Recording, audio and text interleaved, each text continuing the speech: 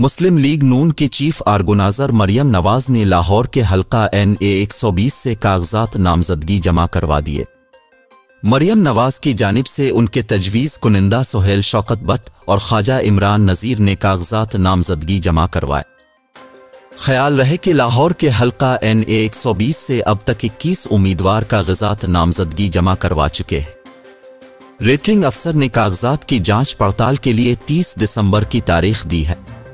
ज़राए के मुताबिक मरियम नवाज सूबाई हल्के से भी इलेक्शन में हिस्सा लेंगी।